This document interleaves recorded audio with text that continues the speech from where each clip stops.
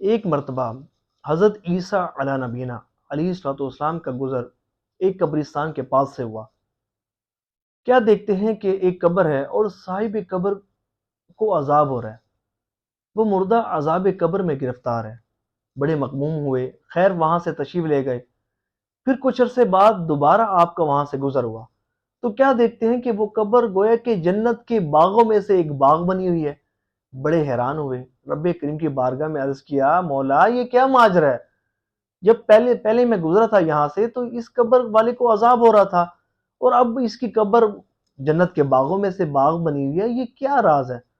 تو رب کریم نے ارشاد فرمایا، اے پیارے عیسیٰ، بات دراصل یہ ہے کہ یہ بندہ بڑا گناہگار تھا، بہت بدکار تھا، بہت سیاکار تھا۔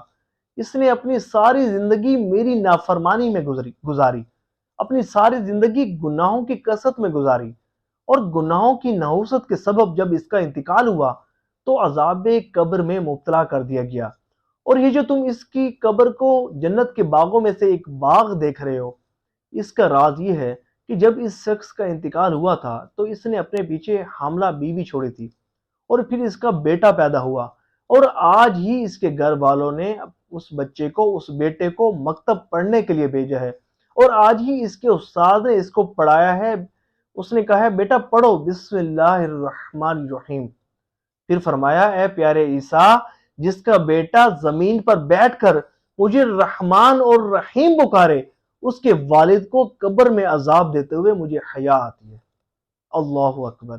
اے عاشقان رسول، غور کریں کہ جس کا بیٹا زمین پر بیٹھ کر بسم اللہ الرحمن الرحیم پڑھے تو اللہ کریم اس کے والد کی مغفرت فرما دیتا ہے۔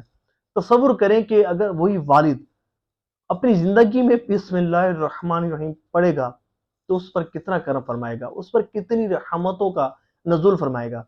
حدیث طیبہ میں آتا ہے کہ جو بندہ بسم اللہ الرحمن الرحیم پڑھتا ہے تو اللہ کریم ہر حرف کے بدلے 4000 نیکیاں اس کے نامہ اعمال میں شامل فرماتا ہے، 4000 گناہ معاف فرماتا ہے، اور 4000 درجات اس کے بلند فرماتا ہے ایک حرف کے بدلے۔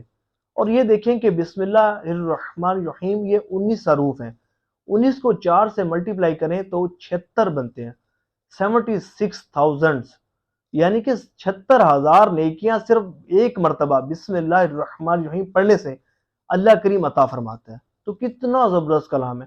دیکھیں، آپ کو یاد ہوگا کہ ہمارے بزرگوں کے دور میں، ہمارے بزرگان دین کا معمول تھا، ہمارے بڑوں کا معمول تھا کہ ہر تھوڑی تھوڑی دیر بعد بسم اللہ الرحمن الرحیم پڑھا کرتے تھے۔ کوئی بھی کام شروع کرتے بسم اللہ الرحمن الرحیم پڑھا کرتے تھے۔ لیکن آج ایسا لگتا ہے جیسا کہ ہم نے بسم اللہ الرحمن الرحیم پڑھنا چھوڑ دیا ہے۔ ہم کھانا کھاتے ہوئے بھی بسم اللہ نہیں پڑھتے، پانی پیتے ہوئے بھی بسم اللہ نہیں پڑھتے، کوئی بھی اچھا کام کرتے بسم اللہ پڑھنا چھوڑ دیا ہم نے۔ اور حدیث طیبہ میں آتا ہے کہ ہر وہ کام جو بغیر اللہ کے ذکر کے کیا جائے وہ ادھورا رہتا ہے۔ یہی وجہ ہے کہ آج ہمارے کام نامکمل رہتے ہیں، آج ہمارے کام ادھورے رہتے ہیں، آج ہمارے کاموں میں عیب پایا جاتا ہے، نقص پایا جاتا ہے۔ اس کی سب سے بڑی وجہ کام کو شروع کرتے ہوئے بسم اللہ شریف نہ پڑھنا ہے۔ تو آج سے سچی پکی نیت کریں کہ ہم ہر کام کو شروع کرنے سے پہلے بسم اللہ الرحمن الرحیم پڑھیں گے۔ اللہ کریم عمل کی توفیق عطا فرمائے۔ ثواب کی نیت سے اس ویڈیو کو شیئر بھی کیجیے گا۔